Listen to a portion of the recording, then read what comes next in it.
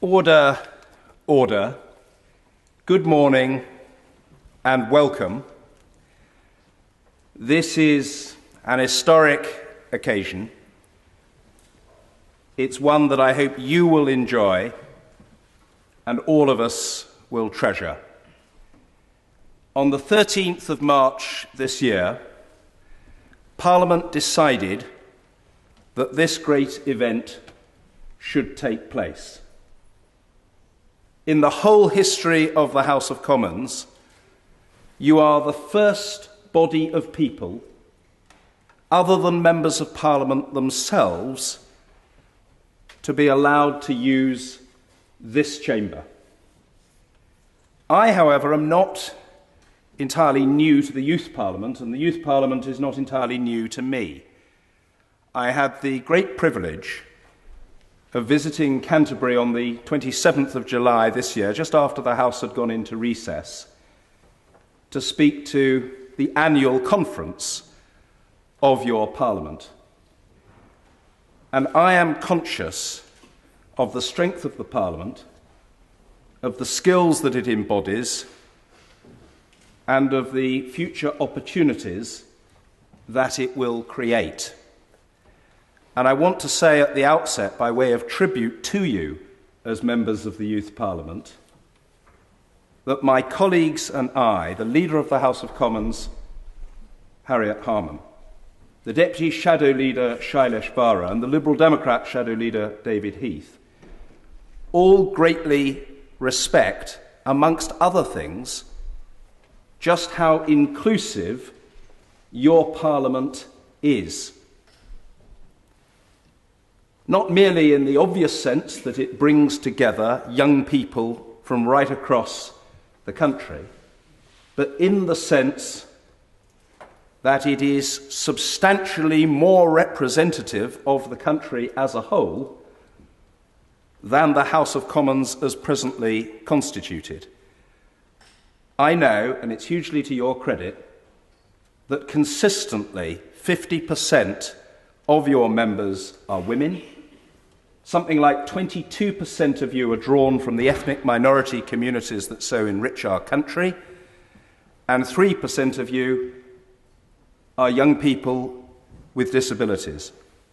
All of those statistics are better than we have in our Parliament. You debate important issues, you've shown real initiative, you enjoy great debating prowess. You met this morning in Westminster Hall, which itself boasts 800 years of parliamentary history. The debates today will be recorded in the usual way by Hansard, and they will also be recorded for subsequent transmission on BBC Parliament. I hope you're going to enjoy the day.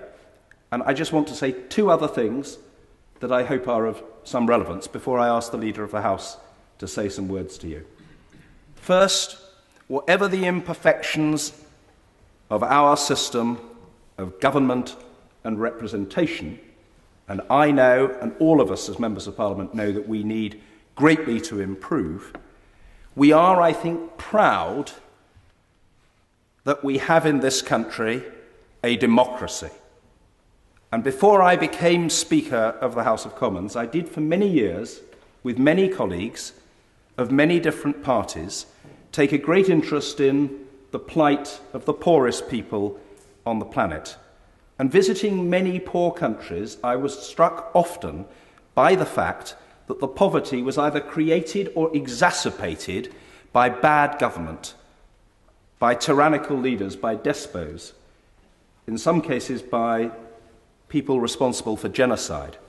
And in many of those countries, you couldn't speak your mind. If you did, you'd be arrested, imprisoned, tortured, raped, or killed. And it is hugely to the credit of our country that we have a democracy. And the significant point about it is that you can, when of age, choose who represents you, and then after a while, if you think you made the wrong choice, or if you think the person you chose is no longer the right person, you can change your choice. And that's the beauty of our system. And the second point I want to make to you, which you know and we should communicate loudly and clearly to the outside world, is that politics, whatever you think of it, and whatever you think of individual parties, and whatever you think of particular leaders, does matter, because it will affect you, your friends, your family, and the future of your country. The sort of economy we have, the quality of education that we enjoy, the scale of health service provision that we can offer, the state of our transport infrastructure, the effectiveness of our fight against crime, the means that we adopt to protect and nurture our environment, the state of our relations with other countries, and what we do to help the poorest and most destitute people on the face of the planet, all depend on the decisions we make, the laws that we pass, and the money that we spend. And that's why politics matters. I personally am thrilled to welcome you here today. I look forward to the proceedings getting underway. But just before they do, I would like to ask the Leader of the House of Commons, Harriet Harman, to say a few words to you. Harriet. Do sit down, everybody, and just a few words of welcome, because I know that you're keen to get on with the debate. Firstly, just congratulations to each and every one of you for being elected. You've already done a tremendous thing by being elected to the UK Youth Parliament, and congratulations for being here on what is, as the Speaker said, a very historic day for Parliament, and I hope a day that you'll all remember all of your lives. So I'd like to, as Leader of the House of Commons, welcome you here today and just say a few words about where you are, okay? This is where Gordon Brown, the Prime Minister, sits. And I sit next to him here as Leader of the House. And this bench is where the Cabinet sits. And these benches behind is where the government backbenchers sit. Over here, we've got, this is David Cameron's seat here, the Leader of the Official Opposition. And this is where the Shadow Cabinet sits. I was here for 18 years trying to get over onto the other side, to be on the government side. This is where the Shadow Cabinet sit. The Liberal Democrats sit over here, and I think this is Nick Clegg's seat here. We've got the Scottish Nationalists who sit here, and people from Northern Ireland. And most of this side, as I say, is Labour backbenchers. And on this row here, we've got what is called the awkward squad, who give everybody a very hard time when they're speaking. So I hope you will hugely enjoy it. There's just one rule I would say for you today. Enjoy it and don't be nervous. I think you're going to do a great job. We're going to leave you now to get on with your really important debates, but we've got MPs watching up in the gallery, you've got the press in the press gallery, you've got all sorts of people who've come to watch you in what is the public gallery there. So enjoy this very, very historic occasion, and you're very, very welcome.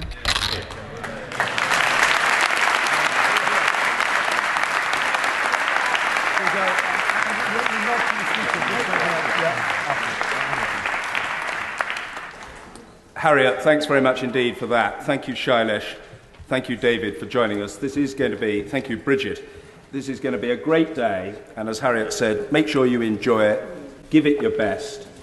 We respect you and we look forward to your participation, and it should be tremendous fun. There are two very small but important points I just want to make at the outset before we get underway. First is to say that members who wish to speak should stand in their place, or if you are in a wheelchair, raise your hand and indicate that you do wish to speak in the debate. And the second thing is that members should always say their name and their region at the beginning of their remarks, otherwise the Hansard writers will not know who you are. And if you can just pause very briefly for a few seconds before you start your speech, that will enable the microphone to be activated.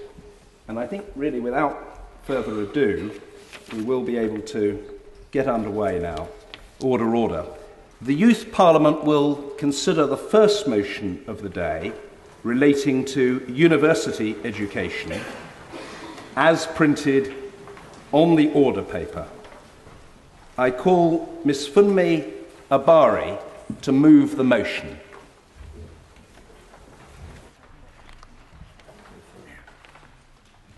Good morning, everyone. The first debate today will be, should university education across the United Kingdom be made free as it is in Scotland for Scottish young people? Now Mr. Johnny Gilchrist will second the motion. Thank you, Mr. Speaker. Mr. Speaker, at the moment, the tuition fee system benefits either the extremely rich or the poor. Last year, in a UKYP survey, 1 in 3 students who wanted to go to university could not do because they did not have the required funds to do so. Now, in context, that is 1 in 3 doctors who cannot go on to cure, 1 in 3 teachers who cannot go on to educate, and 1 in 3 politicians who cannot go on to change the system that stands today. Why is the right to education at any level determined by your social background, parental income, or where you live? At the moment in the UK, people see scrapping tuition fees as unfeasible, and politicians are using the current economic climate as a get-out-of-jail-free card. Now, I'm not saying that scrapping tuition fees means raising taxes, as was a confusion in the House of Lords, and I am not saying that taxes have to rise because of this, as people will say that it's not feasible. However, we are in the House of Commons today because we can make a change. Last year in a campaign, we were told that it is £3.5 billion to scrap tuition fees and make them free for all. And if taxes can't rise to fund this, where do we get the money from? So I am arguing about changing the priorities of government spending. £20 billion is being proposed on a Cold War relic of Trident nuclear missiles.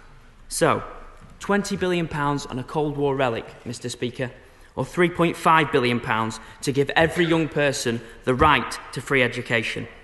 The nuclear deterrent funding is just one of many ways. There are many other ways, such as an alumni network and many others.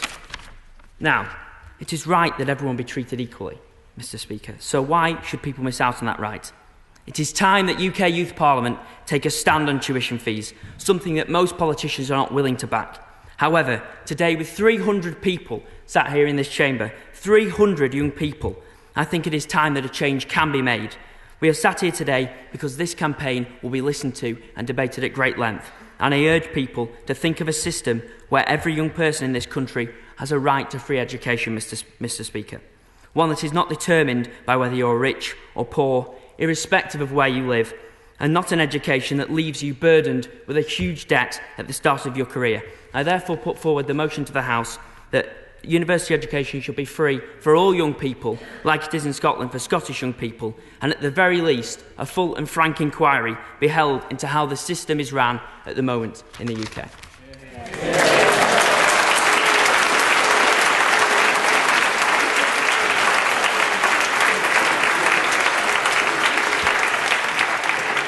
Johnny, thanks for a fantastic and robust start to our proceedings, which has got things off to a great beginning. Can I just ask Funmi at this stage whether she would now like to make a speech? Funmi, please, come to the lectern. Good morning, everyone. Funmi Obari, 16, Haringey. You would get a loan to buy a car, a mortgage for your own house, but not debt for your own future. You want things fairer. Abolishing tuition fees will do the opposite. Lower education and the NHS are free, but we've got private and public. If university is made free, we will have private and public. Your future boss will not just be looking at what degree you had, but whether you had a private or public education. So you will work dead hard for your degree, only to be told it's not good enough because it's not private? Will that be fair? Abolishing tuition fees will not increase accessibility. Free Scottish unis have the lowest number of students from disadvantaged backgrounds than any other uni in the UK. It's free, but less accessible. Is that fair? There is no such thing, Mr. Speaker, as a free lunch. £2.5 billion from taxpayers every year to pay for this free lunch. Is that fair?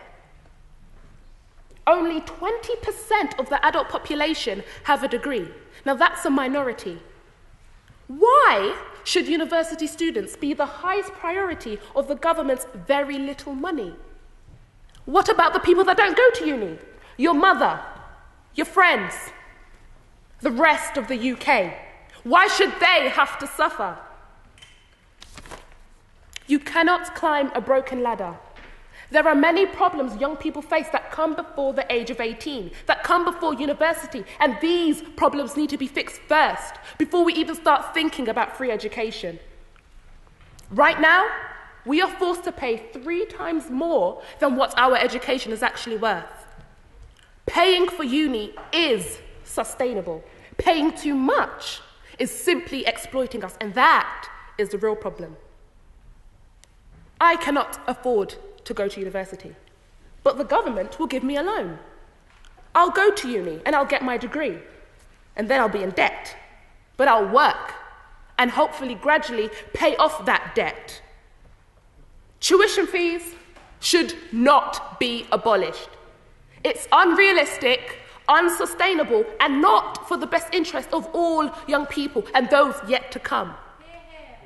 So I put forward to these young people today that do not abolish the university fees, but lowering the fees to what they're actually worth. Hell yes, that is fair. Thank you.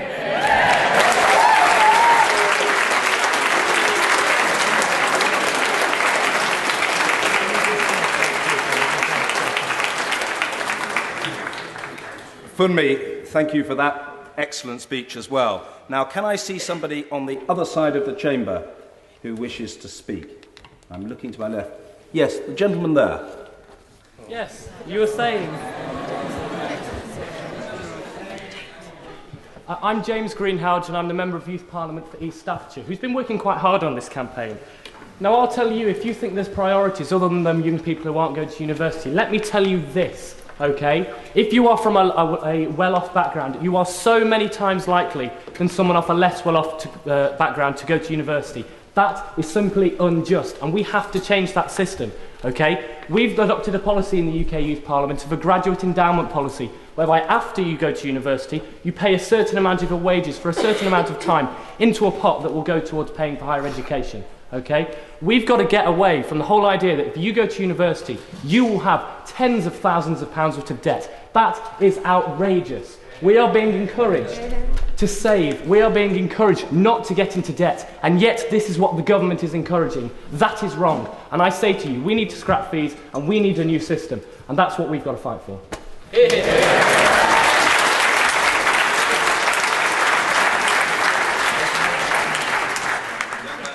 Thank you, Mr. Speaker. In America... Who are you? Oh. Jack Taylor, Hillingdon. In America, you can expect to pay over $50,000 a year for university education. And after 3 years of education here, you can leave with only £35,000 of debt. Abolishing tuition fees will not abolish that entirely, only £10,000 worth. The gentleman in the front said that if we abolished Trident, we could pay for university fees. Or we could give a £300 tax rebate to every person in the UK. I know what I would rather prefer. I'm going to university next year. I got an offer yesterday. Woohoo. I won't plug it, it's all good. But I don't expect the people who don't go to university to pay for my education from their taxes. Why should the people who get up at 6 o'clock in the morning to work as a dustman, or my father who didn't go to university and works as a builder, pay for my education? I should pay for my education. I'll be benefiting from it. I should be the one who incurs the debt and incur the pleasures afterwards. Thank you. Right. The young man here indicated first, and he also will tell us his name and his region. Samuel Watkin, the South East. Samuel. University tuition fees have for too long burdened the students of this nation with debt. Fees of over £3,000 per year for higher education are damaging the heart of this country. According to an article in the Observer newspaper on Sunday the 5th of October 2008, the average university goer will be leaving higher education with debts in excess of £20,000 in 2010. That, Mr. Speaker, is wrong. And our government are not doing enough to help these students either. Families with an annual income of sub £25,000 can only get a grant of nearly £3,000. meaning most families will have to borrow heavily to afford tuition fees, let alone the living expenses. And I've heard many politicians speak about this topic, and something they say a lot is, we cannot afford to do this at present. But with student debt mounting up, and some of our brightest minds being barred from attending higher education because of costs, our country will face the full force of countries that have taken the right step, the step of abolishing tuition fees. With the majority of people in these nations attending higher education, these students will be running top businesses in the future. These countries will be the centre of the world, because their young people have all been given the right to free higher education. So please, government, help keep Britain great well into the future by abolishing this immoral tax on our students. This is no longer a question of if we can afford it. It's a question of if we can afford not to.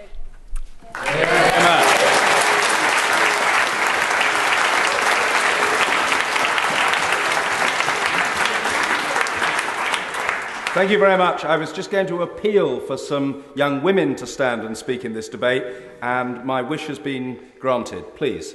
Hi, I'm Jenny from Bexley.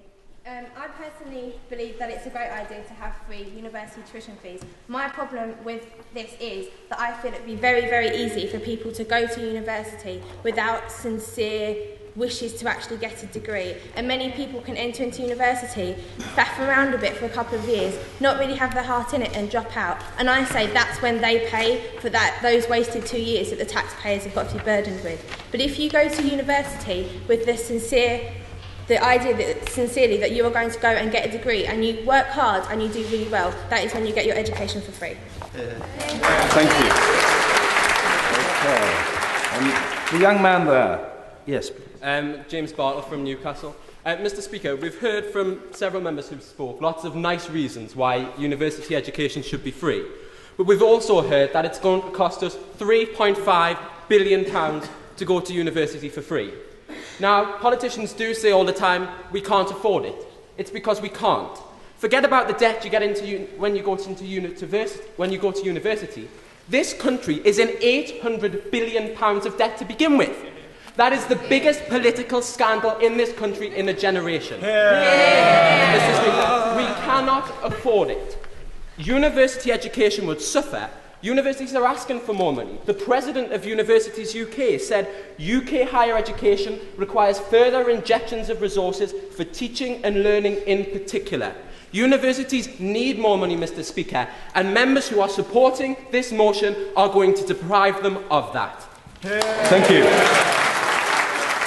It's fantastic that everybody is taking part in the spirit of the thing. Can I just ask that we might hold the applause until the end, just so that we can save time and get as many contributions as possible? And I'll just note at this point, and I'm sure you'll want to join me in welcoming this, that we've been joined by the Government Chief Whip, Nick Brown, who's chattering away at the back. Nick, you're very welcome. Please identify yourself so everybody knows you're here. There is the Government Chief Whip. Nick, thanks for joining us.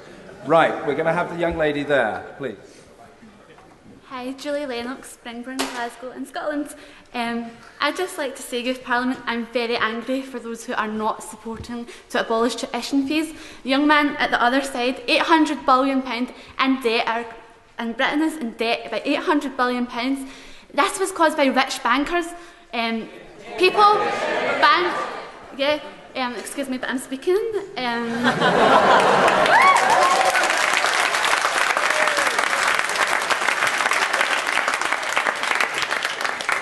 It doesn't matter what job you've got, whether you're making £8,000 a year as a hairdresser or £100,000 a year as a lawyer or whatever, you're still going to be paying tax. So why is it fair that those who are bright and who are bright-minded, some of our people's brainiest young people who cannot afford because of their mum and dad have not had the opportunity to go into university education? It's just not fair. You're going to pay tax all your life, and if you were educated, education is the only way out of poverty. And when you're educated, if you've got a degree and you're earning extra money, you're going to be paying a higher tax rate, and you're going to be making more money, giving people more jobs, getting this country out of its debt in the first place. I think free education is one of the only ways we can do this. Thank you. Take the young lady there, standing up in the blue dress. Christy Fisher from Bolton. as was said over there, it's the way to get out of recession is to have free education. So the country is to get in even more debt of an excess of on top of the 8.5 billion to another 3.5 billion in order to slowly graduate yourself out of debt through free education and getting your degree. The way to get out of debt is to get your degree and get yourself out of debt, to get the country out of debt. Yes, you will leave university with a debt and you will earn the money back to pay for that debt. Because who pays for that debt? If you do not as your individual, where does that come from? It will come from the taxpayer. And we may not pay taxes now, but when that 3.5 billion comes back to us to pay, that is when we will be, oh, we shouldn't have had free tuition fees because it's coming back to get us now. And that's not fair for the whole of the UK who didn't go to university and those who do. The opportunity is there. You have your maintenance grant, you have your loan, and you pay it back. That's how it works. You can't get anything for free in life, so why should tuition fees be free? OK, we'll take the young man here. Thank you, Mr. Speaker. Jason Hill, Derbyshire. You do quote that you say 3 billion, it will come back to us. Yeah. If it does, then it does. We've done something well. But if you're saying we can't afford it, then how come MPs are going on and claiming expenses? If they start if MPs don't claim expenses and we do get rid of some tax benefits, then the money will come and we will be able to abolish them. Maybe if we can't abolish them, at least we can lower them. Thank you. OK, the young man here. Thank you, Mr. Speaker. Oliver Rolinson from the South East. Young people, the very few young people watching this debate today, will see how out of touch, unrealistic and unaffordable scrapping or reducing tuition fees simply is. Yeah. It is equitable for students to make a financial contribution to their degree teaching. They stand to gain financially from a degree. Education is an investment, and it is rational for students to borrow at this stage of their life cycle to finance such investment. Fees encourage students to be more selective in their courses they choose and discourage students from taking Mickey Mouse degrees, such as Beckham Studies, golf management and surfing. Too many young people are pursuing courses which lead to these sorts of stupidity. The argument young people like ourselves often use is that why should young people who have been failed by the education system pay the bills for others to get a better education than them through paying tax? Surely, as members of the UK Youth Parliament, we should be tackling the real issues. The fact that we have a broken society, the fact we have a broken political system, the fact we have a broken economic system, and the fact that my fellow member of the Youth Parliament on this side said we have a national deficit of £175 billion. The time is to stop spending, and the time is to live within our means, and for certainly not reduce or scrap university tuition fees. Thank you. Thank you. Now, as you know, the proposers and seconders of the motion had, I think, 3 minutes. Strictly speaking, after that, speeches are supposed to be a minute, and a lot of people want to take part, and we will have fairly soon to move on to the next debate. So I appeal to everyone to make points very briefly. Young lady from this side of the chamber. Thank you, Mr. Speaker. My name is Peter Gay Palmer from Brent. Lorwyn, tuition fee is really important because I want to train to become a commercial pilot, but the fee is really expensive, over £50,000. There is no way my parents can afford that. And I know I'm standing here speaking on behalf of many working class young people who want to achieve, not because they wanted a change in their lifetime, not because mommy and daddy is really in a really good job and they don't want their family to feel bad because they don't achieve. So please, I'm asking, can tuition fee be abolished? Because I think young people should achieve, no matter what working class you are. no matter what class you are, everyone should have a chance of success. Thank you. Okay, the young man here. Hi, I'm Giorgio and I'm from Oxford in the South East. They say it's £3.5 billion it's going to cost the government to abolish tuition fees, but think of all the courses it can do out there that are beneficial to life, from the everything from agriculture to engineering to law, and think of all the money every year that will be taken in from people doing these courses. This is going to bring a huge economic beneficiary to this country. It is completely wrecked and we need to do something about it. And if more people get educated, more people get into work and helping to rebuild this country, that's going to be our future. Tuition fees abolished will be what sorts this country out. If that goes away, it'll lead to more things that will hopefully be able to put this country back together again after the ruins it's seen after this crisis. Thank you. Okay, the young lady here. I believe that university fees should be abolished because one of the society divide that we have, if everybody can go to university and get a degree that they want and they passionately believe that they should for their education, then why do we deny them that right? Everybody has the right to free education. Why do we have to stop people once they've left secondary school and they've done their A-levels or gone to college? I think that in the end, in our current economic climate, with the debts that we incur from university, they're not going to go away anytime soon just because we get a job, if we're lucky enough to get a job. I think that in the end, the country should consider the fact that our young people are the future, and we need an education good enough to stand for that future. Okay, we'll take the young man here. Thanks. Tom Brooks, Northumberland. Many people lament the passing of the UK from leading various fields of expertise. However, one area we can still be proud of is our universities. Without uni fees, those high standards would be in tatters. A degree is a reward that you have to work hard for and that should be treasured. And from that degree, you will reap the benefits across the years after paying a fairly just price, relatively, compared to those across in America, as you said before. It is fair that we should pay for university fees. Nothing is free in life. We should be able to pay for university fees, and we can pay for university fees, and that's why they shouldn't be abolished. Thank you. I'd like to take the young lady there, I think probably is from Yorkshire and Humberside. Please. Jade Tunnicliffe, K, please. My dad won't be able to afford to send me to university. He didn't go to university. But I'll go to university, I'll pass my degree, and I'll pay back the loan that I was given to be able to do it. Just because I can't afford to go doesn't mean that should stop me. University tuition fees don't need to be free for us to be able to get the right to an education. If my dad can't afford to send me, why should he pay the tax to be able to send everyone else? Thank you. I'd now like to call the young man in the check shirt at the back of the chamber.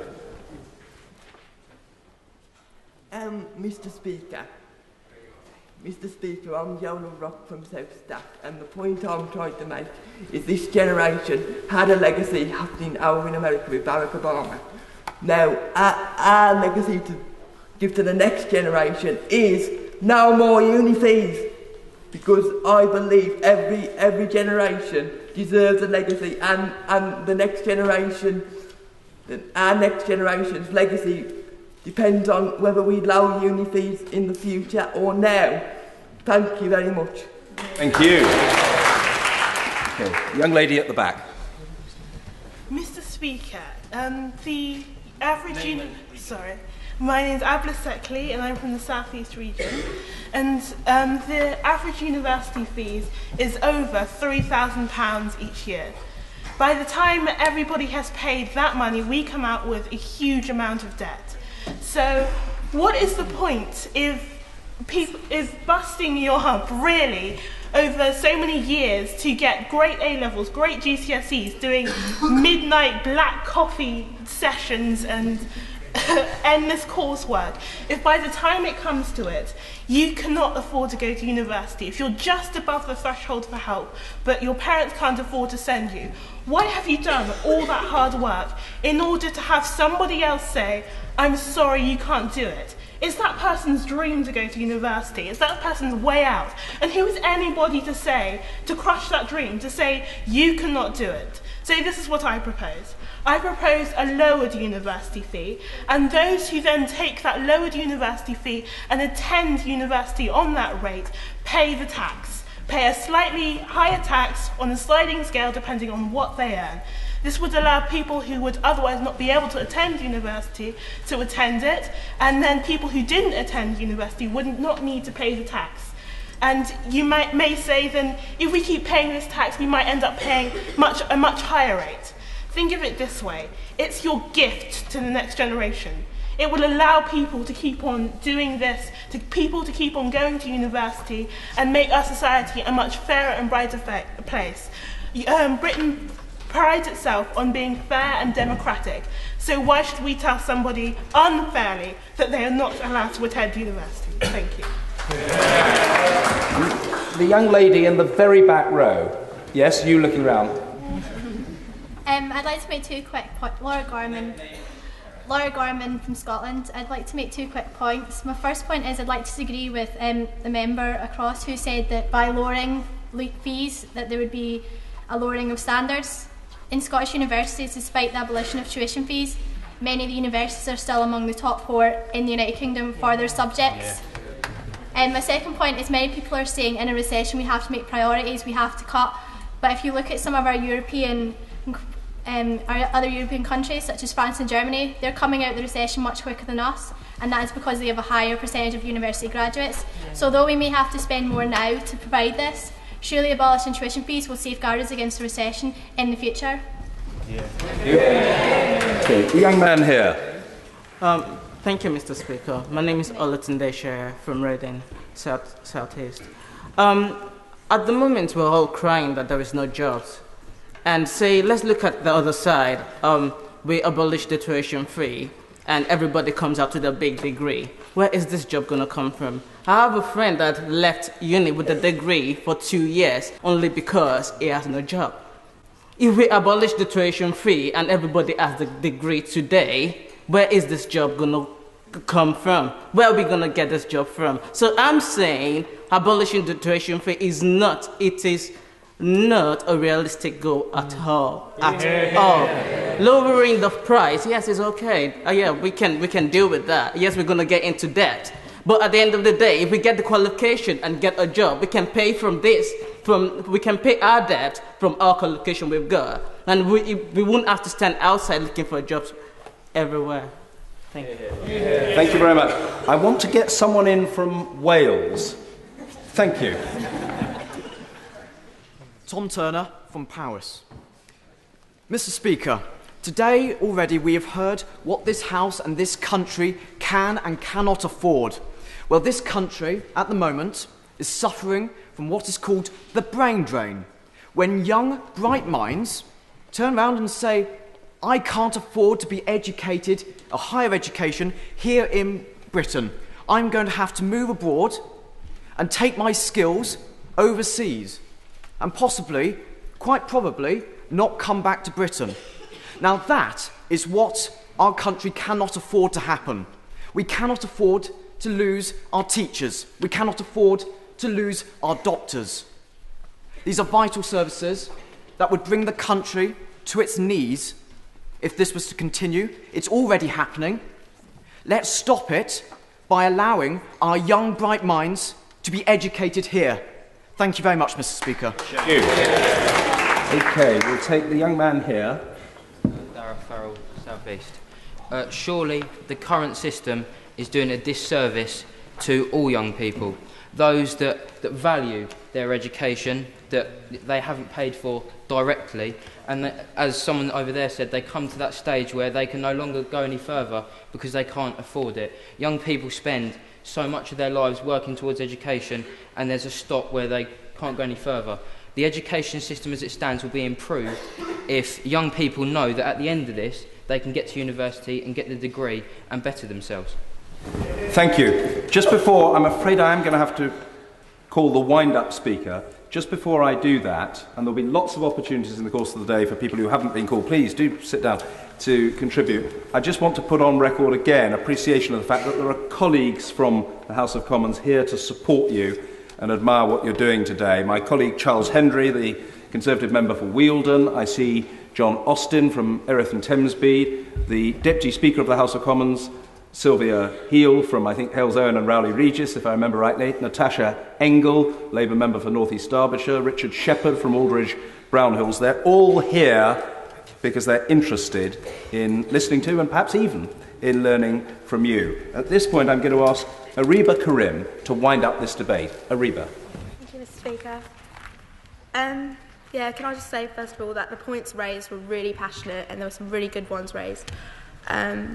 15,000, 30,000, 1 in 3.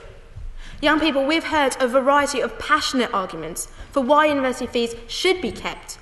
For one, the economic crisis we find ourselves in a deep recession. Do we really need to burden ourselves any more, adding another 2 or 3.5 billion extra to the taxpayer a year? Or do we listen to the morality in our consciences? How 3/4 of working young people at the moment will opt not to go into further education because of the fear of future debt and the fear of not being able to afford the cost of going to university. So when you vote today, it's not only important to consider the views of those in this chamber, but the views of young people all over England. It's time not to just consider Joe Bloggs, but Joanne Bloggs as well. Ludicrous is how one young person described the concept of tuition fees to me. Practical is how another described it. University fees do not worry me, says one student. I'm not looking forward to the shadow of debt that I will be left with, said another. Do you know how she described this, Mr. Speaker? She describes this as the curse of her generation and how she will be unfairly shackled from debt from the word go. UK Youth Parliament, we have campaigned on abolishing university fees. Here's just one example of how we did it. These postcards that were sent to our MPs, urging them to support us on this campaign. These were sent from young people all over England. And where from? All over England. Now is the time to be heard, and it's time to hear answers. Not only have we fairly agreed that the cost of university must go down, but there must be more opportunities made available besides university, and most significantly, the views of young people not yet at university must be considered when holding any review of university tuition fees. And lastly, the most important thing to consider is this. For those that do end up going to university, the university fees become a part of their everyday lives. Whether they need jobs, whether they can afford food, transport, or even shelter. You could be the one out of 15,000 denied a place at university. You could be the one out of 30,000 in debt. And I could be the 1 in 3 of us who might not even be able to afford university and left thinking it's the only way.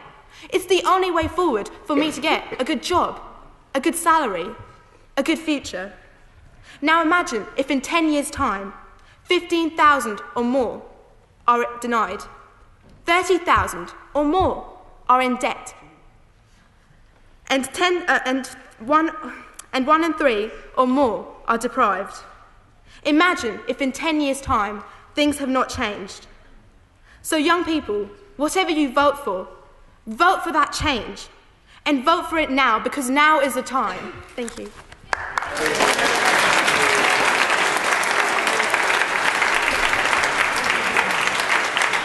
Ariba, thank you for winding up the debate in such fantastic style. Perhaps I can just say to you that I've been interested in politics since my late teens, but I couldn't have spoken with the eloquence or performed with the poise that members of the Youth Parliament have shown this morning. So it's hugely and permanently to your credit. We've also been joined by other parliamentary colleagues, and I mustn't miss them out. Dawn Butler, the member for Brent South, Laura Moffat from Crawley, and Peter Bottomley from West Worthing. So the numbers are ballooning all the time as colleagues take an interest in what you're doing. We're going to have lunch at 12:45, and I'm going to have to ask that the next 2 debates last for only 20 minutes each. And so what that means is that we need contributions to be as short and sharp as possible so I can get as many people in.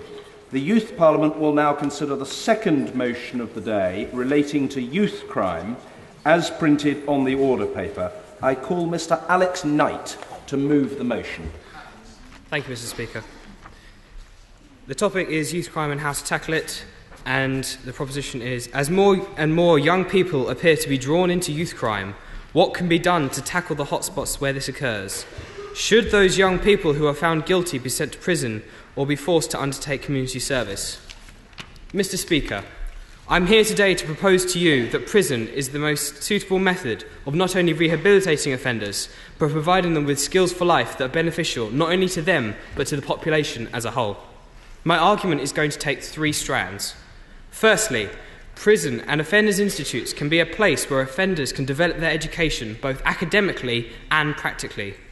There is the ability to take GCSEs, NVQs, A-levels and many other different types of courses offered through the prison system, giving offenders a chance to enter society with a higher level of employability, greater self-esteem and an understanding of how their behaviour has harmed those around them. Secondly, anger management and rehabilitation schemes exist within prison that can give offenders the tools of which to handle themselves in the real world. These schemes can provide transition into society.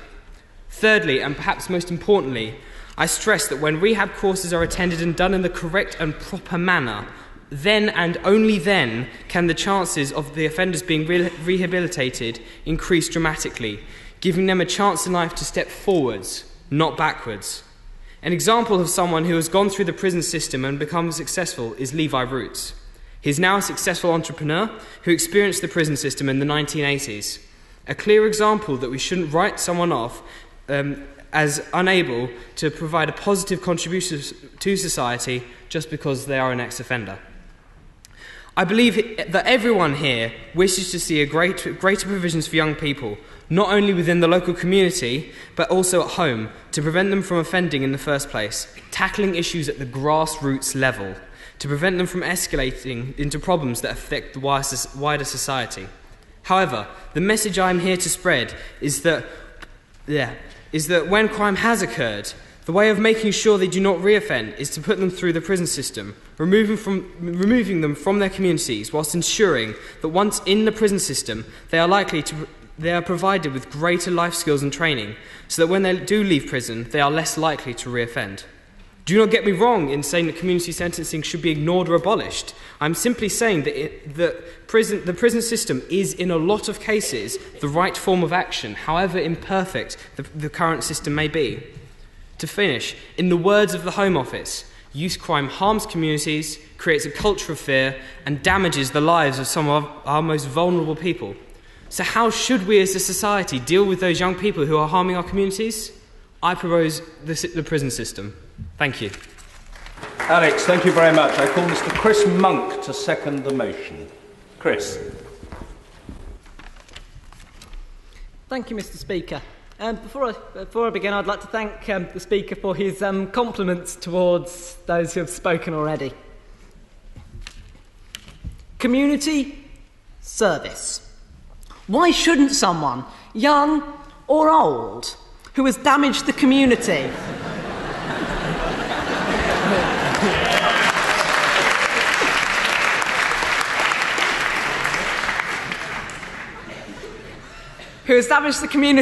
pay for what they did by working to improve it?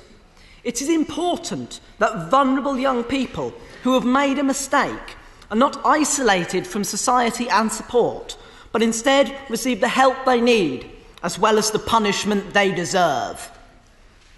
I've been told of a case in Wales of a young person who committed a violent crime. They were sentenced to community service. They were successfully rehabilitated and became a youth worker.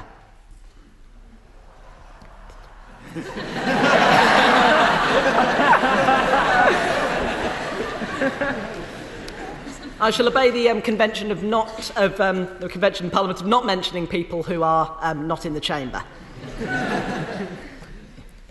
Prison tends to make criminals better at what they do: commit crime. Prison is great at educating criminals. Young criminals, like all young people, have impressionable, flexible minds and are great at improving their skills. Surely it is better that their gardening improves than their robbing. Anyway, the vast majority of young offenders are not dangerous. A shoplifter is not a danger to society, merely to the balance sheet of the local corner shop. Why lock these people up when we know that prison is not safe? Why put minor offenders in the same place as those who have carried knives, used knives, and killed with knives? As well as being unsafe, locking up young offenders is very expensive. For 15 to 21-year-olds, according to the government's own figures in response to a recent parliamentary question, the average cost is £33,000 a year, enough to pay 11 students' tuition fees. For under 15-year-olds, the average cost is £192,000. Enough to pay for 64 students to go to university for free. Why lock up someone who stole a packet of polos in the same cell as someone who stole someone's VW polo at knife point?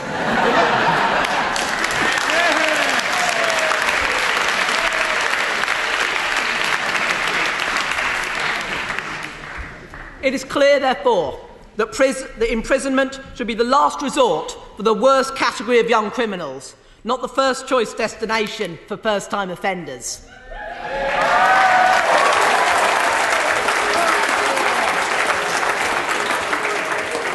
Chris, thanks for that very eloquent and witty speech. And although you've observed the convention, I suppose in a sense I'm about to break it, because I do want hugely to welcome the 150 or thereabouts parents and youth workers who've joined us today. You're hugely welcome, and thank you for coming.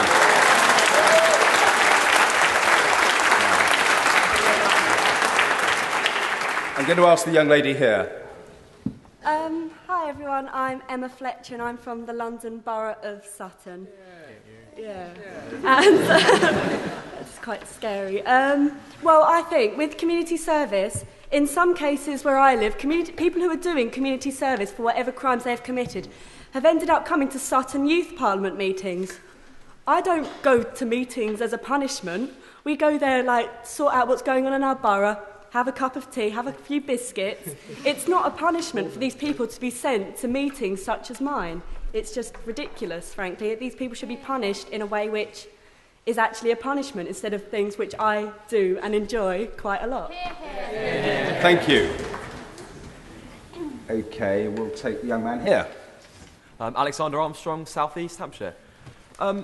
Members of the Youth Parliament, I'm a little bit confused on why we're here promoting that young people commit crimes. Surely we're meant to be here promoting a good image of young people that the media is portraying us as yobs. We're here today to promote young people as good citizens, and that's the way I feel that we should be treated. Thank you. OK, we'll take the young man over there. Right, yeah. Thank you, Mr. Speaker. Tom Sparks from Edinburgh Central. I wasn't actually planning when I stood up to speak about prison versus community service, but I think I have to take issue with one thing that was said. Is everyone aware that 75% of people under the age of 18 who go to prison commit another crime within 2 years of their release? Or actually, I should say, are convicted of another crime within 2 years of their release. The actual figure is likely to be far higher. Prison has no place in the criminal justice system for under 18-year-olds.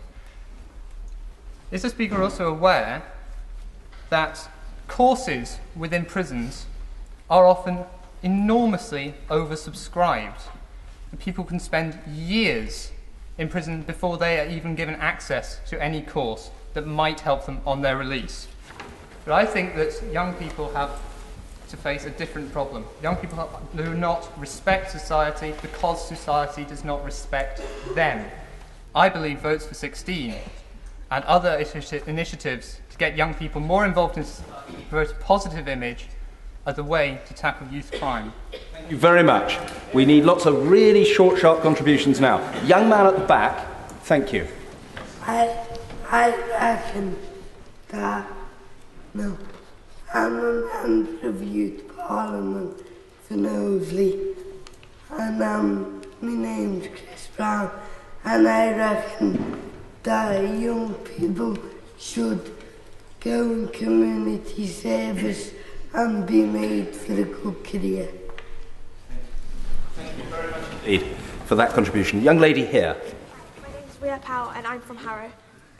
Mr. Speaker and fellow members of the Youth Parliament, I question this. How can we deny anybody a second chance? These young people who are exploited because of their backgrounds and circumstances, they're not criminals. They're just troubled people that need help and need assistance so they can be rehabilitated back into the community and become the law-abiding citizens that we are. And I feel that prison is such a harsh option. Community service probably doesn't act as a deterrent to other criminals. We need something that's going to integrate young people into the community as a punishment. Not community service. Community service, going and helping old people in their garden, going and gardening in an allotment, is that going to prevent you from committing a crime? No.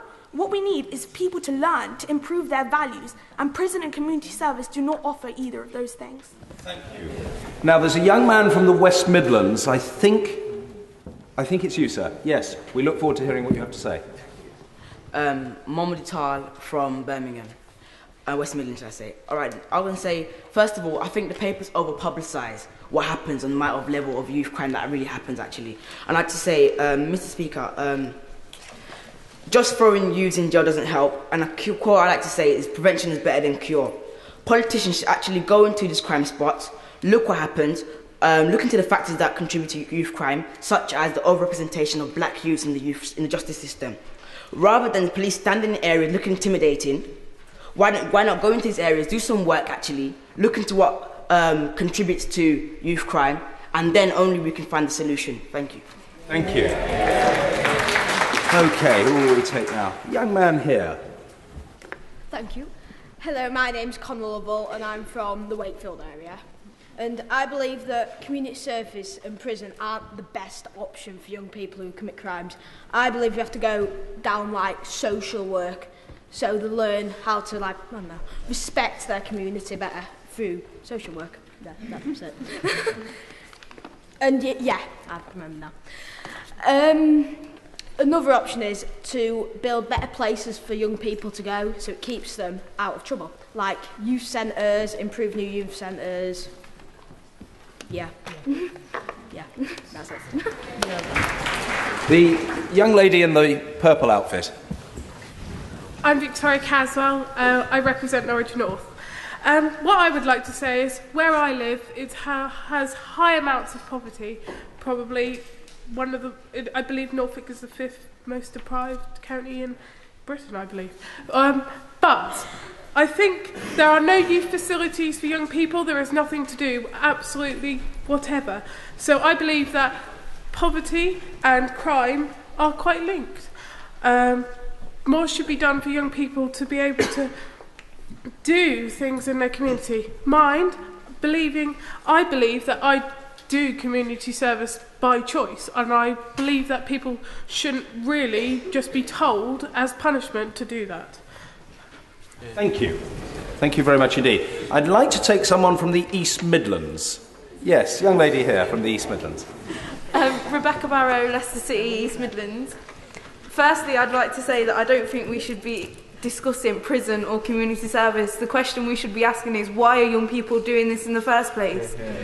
Why are they robbing people on the streets? Why are they doing whatever they're doing and going to prison or getting community service? It shouldn't be whether they should be put in prison or community service. Thank you. Okay, we'll take the young lady here. Thank you, Mr. Speaker. My name's Katie Ryan. I'm from the South East region. Got it right. What I wanted to say is, young people are the future, but why is the focus on what happens after these crimes are committed? Why isn't the focus on preventing these crimes happening? 70% of media for young people is negative. Why? Why is that happening? Today is a day all of us young people have come together. We're in the House of Commons. We're doing something good. I bet this doesn't get as much publicity as some of the negative things that go on. I would actually put money on it. So what I want to know is, why aren't we focusing on preventing it? Why aren't we coming up with a solution to stop it from happening rather than what's happening afterwards? Thank you. Okay, we'll take the young man here. your speech in this debate. Please. Thank you, Mr. Speaker. Rupert Bailey from the South West. And as a media representative, I want to come back on one of the comments made. That I assure you, the media team, we're doing all we can to make this as high profile as possible. But I would like to say I think it's very important that obviously we need to focus on the prevention of crime, but where youth crime does happen is to shift it to an issue of morality. We need to support these young people, and by giving people the proper rehabilitation and support, which isn't necessarily in prison, but by making them feel supported and welcoming them back into society through methods such as the very commendable work done by the Youth Service, then we can do all that we can to reintegrate young people back into society and break the cycle of crime that can emerge from young offenders. Thank you. I now call Miss Ellen Shannon to conclude the debate. Ellen, over to you. The question we're asking today is how to punish youth crime, when I feel that the general consensus in the room is asking how to prevent it from happening. Young people in my area feel that poor parenting is a major contributing factor to this, and that there should be a system in place for prosecuting and imprisoning parents of young offenders, similar to the system in place for the parents of truants. It is felt that this would encourage parents to discipline their children before they even commit youth crime. Only yesterday, figures from a study in Northern Ireland showed that of the 10 to 17-year-olds who took part in restorative justice, meeting with the victims of their crimes, 38% reoffended compared to 71% who reoffended after a prison sentence. So perhaps this, along with community servicing, would be beneficial instead of prison.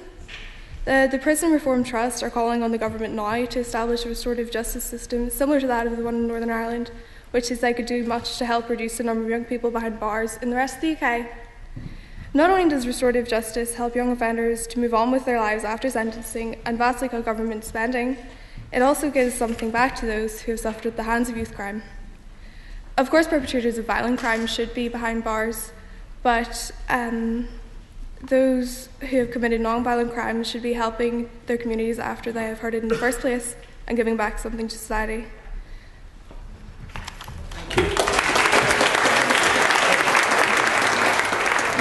Once again, I'd like to congratulate everybody who spoke in this debate. There were good, strong, stirring, impressive speeches, as with the first.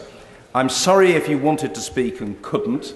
This is something that happens every day in the House of Commons. People who want to ask a question can't, or make a speech can't, because there isn't time to include everybody. But I will obviously try to ensure that those who haven't been able to speak in the first two debates get a chance as we move on. We're about to start the third debate, and I just want to note that we have been joined at various times by Tim Lawton, Conservative member for East Worthing and Shoreham, and we still have in the chamber Lawrence Robertson. Lawrence, raise your hand. Thank you. Conservative Member of Parliament for Tewkesbury. Thank you for your support on this important day. The Youth Parliament will now consider the third motion of the day and the last of the morning session relating to free transport as printed on the order paper. I call Miss Emma Nelson to move the motion. Emma. The statement is free transport for over 60s, but not for young people. Should the over 60s have the right to free transport when young people in full-time education with limited resources and access to paid employment struggle to secure concessionary fares? Young people are always asking for more and more from society. Should we be given special allowances purely because we are young? What do young people actually do for their community? Look at all of us here. We are a few hundred out of the thousands and thousands of young people in the UK. We are doing something productive, but we are a minority. There are thousands of young people in the UK that do nothing for their society, and so deserve nothing in return. I question the statement that young people struggle to access concessionary fares. In London, buses are already free for young people, providing you carry an Oyster card. And I ask, what bus company in the UK doesn't charge young people less than adults? We already have money off our travel, so I must be asked for it to be free. Think about the economic climate we are living in. Take a moment and consider where this money would come from. The government is making dramatic cuts to different services such as cadets, welfare and hospitals. How can we justify taking money away from the health services and the forces just so that we can get around for free? The government pays the subsidies to the bus companies. The government gets its money from the taxpayers. Free is an idealistic concept. We'll be paying for the buses when we hit 18. When we are struggling to pay off student loans and later mortgages, do we also want to deal with higher taxes? This is the Xbox generation. Physical exercise is something that avatars do in your favourite video game. Money should be put into encouraging young people to walk or cycle to where they need to go, rather than just hopping on a bus.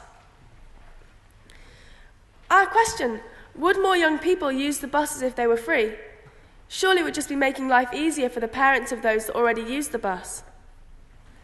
25% of boys and 33% of girls in the UK aged between 2 and 19 years of age are overweight or obese, and there are few signs to show that this percentage will be lowered. Free transport will encourage even more young people to use buses for shorter, walkable journeys. Childhood obesity can take 9 years off your lifespan. As the UK Youth Parliament, do we want to make buses free and encourage the kind of laziness that kills young people in later life? Elderly people deserve to use the buses for free. They need to be able to get around. They have lived in this country for a long time and have earned their right to free transport. However, young people should be fit and healthy, and we are already charged less than adults for the bus. Young people do not need, nor do they deserve, free transport. Emma, thank you very much for that contribution and getting the debate off to such a good start. We're joined also by John Randall, Conservative MP for Uxbridge. Put your hand up, John, don't be shy. Thank you very much. A senior member of the Tory Whip's office. And by Eleanor Lang, Conservative Member of Parliament for Epping Forest. I keep mentioning these names simply because I want you to understand that on a constituency day, most MPs are in their constituencies on Friday, large numbers of MPs from all parties have stayed here because they want to hear you. And that, I think, is evidence of the commitment that Parliament feels. I call Mr Liam Beattie to second the motion. Thank you, Mr Speaker. Is it fair that young people who are not legally allowed to drive have to pay for their public transport when those over 60s can drive? Is it right that low-income families have to pay for their children's fares on public transport when the pension rate is at an all-time high? Finally, is it right that young people who are restricted by law to the amount of hours they can work have to pay a full fare on public transport? The definition of young people from the United Nations European Convention states that young people falls in the categories of 14 to 25. I therefore propose that public transport be free for all young people up to the age of 25.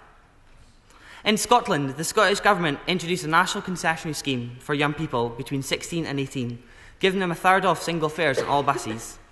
This has allowed young people in Scotland to have a cheaper and more attractive public transport system.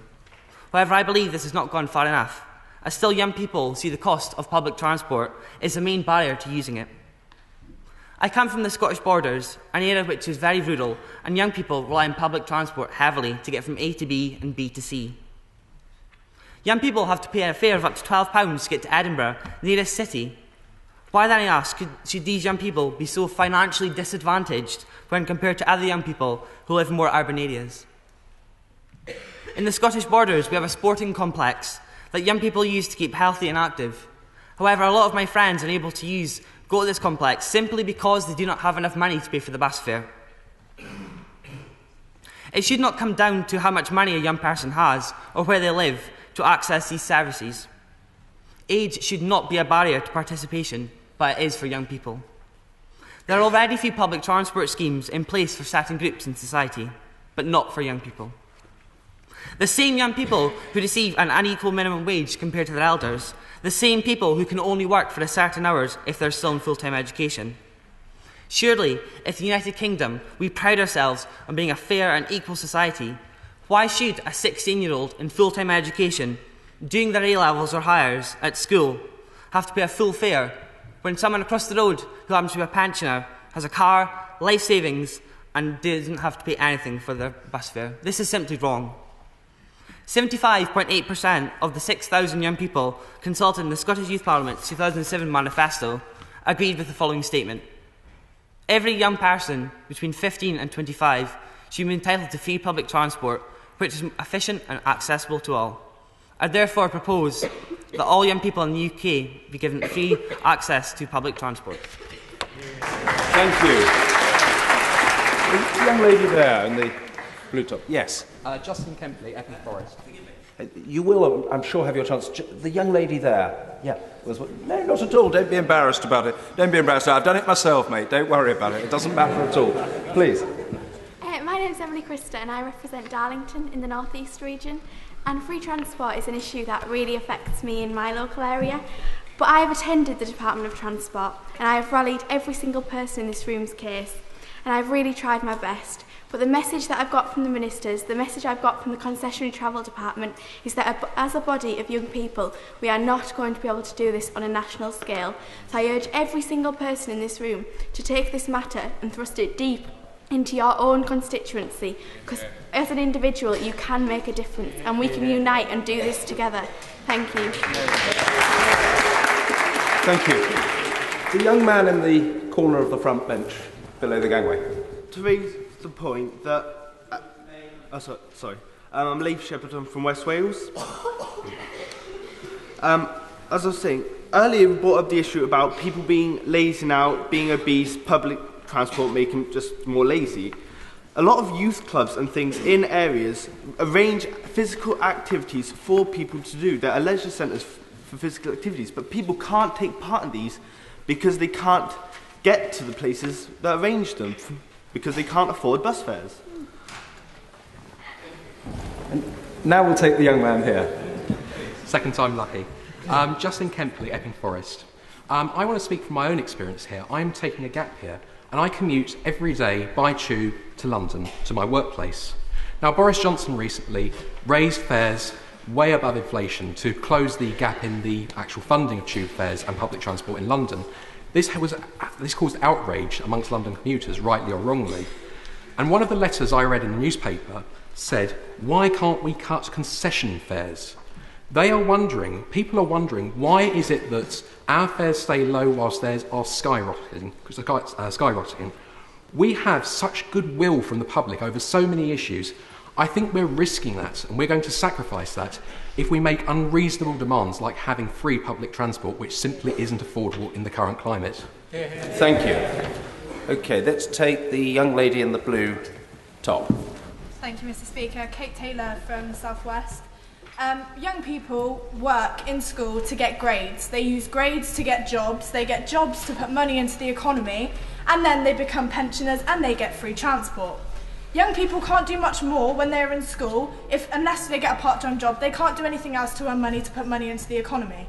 But we work hard to go to school to get a job. So surely free transport to get to school, to make money, to put into the economy, is the least that the government can do. Thank you. OK, let's take the young man right at the corner. Spiro Georgiou, representing Walsall West Midlands. Members of Youth Parliament, I want you to not let slide the importance of this issue to current young people in the United Kingdom. Every day, people suffer not being able to afford transport to where they want to go. Comments were made about over 60s contributing to the economy and therefore deserving concessionary fares. How are we supposed to contribute to the economy when we cannot get to outlets to contribute to the economy? It's easy to say that you can hop into a car for your friends or your parents, but why isn't the government making it easy to hop on public transport by making it affordable for young people? I ask you, members of Youth Parliament, are fares really fair for public transport? Thank you. OK, we'll take the young man there. Thank you, Mr. Speaker. I'm Thomas Turrell, Member of Youth Parliament for Wellingborough and East Northamptonshire. Mr. Speaker, as young people, we seem to live in a world where we want everything and anything for free. We come here today and we say, we want free university, we want free transport. Members of society who are over 60 might have fought in the war, might have had a good job, might have been in the armed forces. They've earned their free travel. We've not. To be fair, let's be brutally honest here, what have we done? You can boo, you can hiss, it is the truth. The truth may be unpopular, but it's the truth. We moan at politicians for lying, but it's about time we stood here and we told the truth. Thank you very much indeed. Now I want to take somebody from Northern Ireland. Is there somebody from Northern Ireland? wanting to contribute on this side? Please. Now, can I ask you to go to the dispatch box, because I think otherwise your speech won't be picked up. Hello. Thank you, Mr. Speaker. Conal O'Hare from Newry and Armagh in Northern Ireland. I find the situation folk in England, Scotland and Wales are in slightly baffling. Everyone in Northern Ireland, if you live more than a couple of miles away from school, has the right to a free bus pass to school. And I take it that's not available to people in England, Scotland and Wales? It's available in... Well, isn't London wonderful? Well, it is. The point I'm not trying to insult London. I love London. It's wonderful. I'm making a mess of this. I'm Boris Johnson.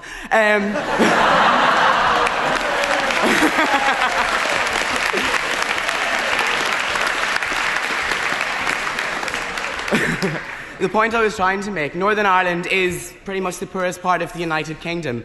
If we can do that for our young people, if we can promote social mobility, get people to school, encourage them to school, stop truancy, if we can do that in Northern Ireland, which is also a very rural society, where we have a grammar school system which means that people do tend to travel a lot longer than perhaps people do in England, if we can do that, then surely you can do that here in England and Scotland and Wales too. That was terrific. Thank you very much. In addition to the names I've already mentioned, Dawn Butler, David Heath, etc., Tim Lawton, we're joined by Alan Meal, Labour member for Mansfield, by Kate Hoey, Labour member for Vauxhall, and indeed by Paul Clark, Labour member for Gillingham, and a member of the government. Please. Emma Bailey, London Borough of Haverham.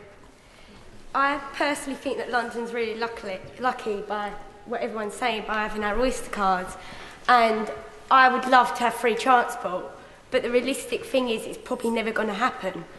But I'd like to think that we could have the opportunity to try and have it, or even lower the fees, because in our borough, in our regional meetings, we're having a separate group to work on our transport, and we want to get a fixed rate for people in full-time education on trains and tubes.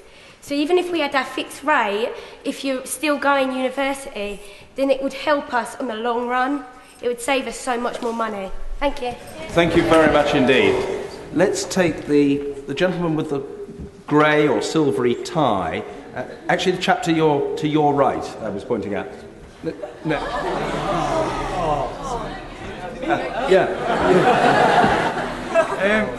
I'm Dean Prowman from the West Midlands, and I paid £250 for a bus pass last year, and I was late for college once. I got told to move closer to college. It's not fair that I pay £250 for the buses to be unreliable. 5 people in a car, 50 people on the bus.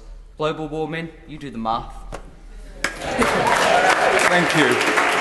We'll take the young lady in the white top. Yes, you. Thank you. I'm Becky Crocker from Devon in the southwest, and my point is just very short and simple. I've spoken to old people in Devon specifically about the whole concession card issue, and a lot of them have said that they are happy to give up their concession card as they have money and they have the funds available to pay for themselves, so that young people could have the chance to travel for free. Thank you. I think I will now call the young man who thought he was being called. Mr. Speaker, my name is Adam Ansari and I'm a youth MP for Wolverhampton. Public transport is a growing issue for my constituents, and I believe that it is unfair that public transport is free for over 60s and not for young people. My constituents, and also I, travel a long distance via public transport to receive a better education. We have to pay £7.50 on a weekly basis to receive that better education. The government also needs to identify that this is a growing issue for young people. Thank you very much, Mr. Speaker. Thank you. The young man with the curly hair, actually the chap to your right. Thank you very much. A scheme where young people don't have to pay an adult fare until 18 is realistic and reasonable. In a rural area like I represent in Mid and East Devon, cost is only one of the many factors preventing young people from using public transport. In a survey that I've recently carried out, young people have said that they would like to use public transport for environmental reasons, but frequency, availability and quality make it hard for them to do so. For example, this morning our youth worker woke up at 5 o'clock for only 2 trains then to break down, for us then to get here at 10:30. So I think to stop our generation from becoming gas guzzlers, we urgently need to improve rural as well as urban transport provision. Okay, let's take the young lady at the back with the poppy, please. Charlotte Lee from South East. I, along with young people in my constituency, believe that young people should have concessionary travel. 6% of young people missed college in 1 year simply because they couldn't afford to travel there on public transport. A girl in my local area said that she spent £21 getting into London for a school trip when she'd already paid £20 for the trip itself. 39% of 16 to 24-year-olds will spend at least 6 months looking for a job with no avail. They can't afford to pay these ridiculous prices. And also with regards to the environment, it's a much better option. When Kent introduced their Freedom Pass, there were 25% less cars on the school run. So if the government want to reduce their carbon emissions, they really need to consider this seriously. Thank you. Again, I'll take the young man who thought he was being called. Yeah. Hey. I'm Will Quick from British Forces, Germany. Firstly, I'd like to announce to the person who submitted it, Emma, that by making public transport free, you're not convincing people to be slack and take the bus and lie on the bus, but instead you're convincing them to get off their Xboxes and get out of the house, get exercise. I'd like to secondly say that the Liberal Democratic Party and the Conservative Party want to pump in, I think it was £16.4 billion on a new high-speed rail link. This is promoting low CO2 levels, the lack of cars being used. We are also promoting for the youth to use this service, so that CO2 levels in Britain can be lowered rather than using private transport. Thank you. I call Ms Siobhan Brazier to conclude the debate. Okay. Thank you, Mr Speaker. Today we have heard the reasons for and against why young people should be entitled to free public transport. But that is not to say, Mr Speaker, that people aged 60 and above shouldn't be entitled to free public transport too. As the NYP from the South West said, free transport to get them to school, for them to then make money, will help the economy. So surely this is a good thing.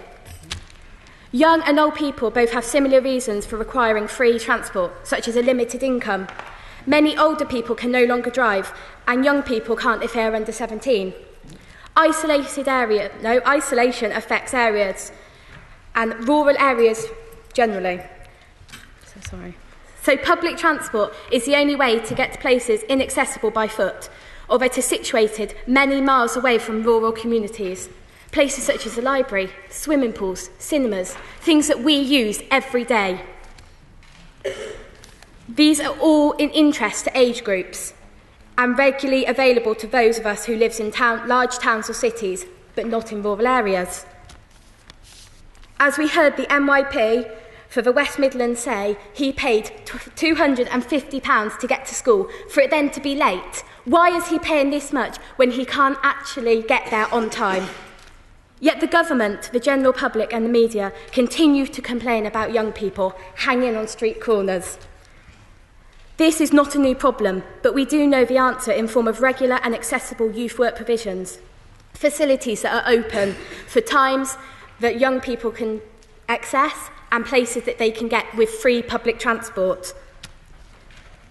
In the answer to my colleague's statement, what have young people done to deserve free public transport? Maybe they can't get to their places to volunteer and help because the public transport is not reliable. However, the problem is not just free time. Many young people still have to pay for school buses, particularly to attend higher education, and the prices are high and it's unfair.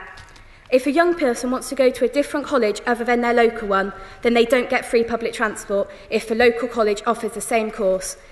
A lack of transport is clear here, and it's having an effect on the type of skills that young people are then able to acquire. So today, in this chamber, the young people of the UK are calling to the government to provide access to public transport and facilities to young people on an equal basis. Why should young people in London be entitled to a free Oyster card when the young people in Cumbria are not?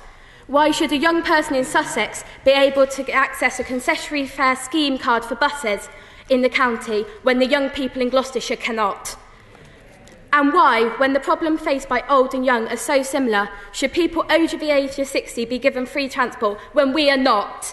I ask His Health whether the real reason for the disparity in the provision of free public transport is simply down to the fact that to give young people it would not win any party any votes, but to give it to the older generation does.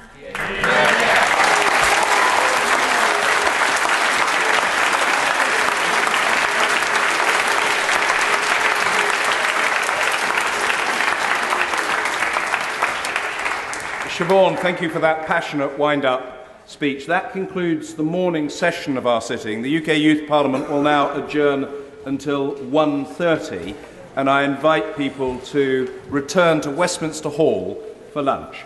Order, order.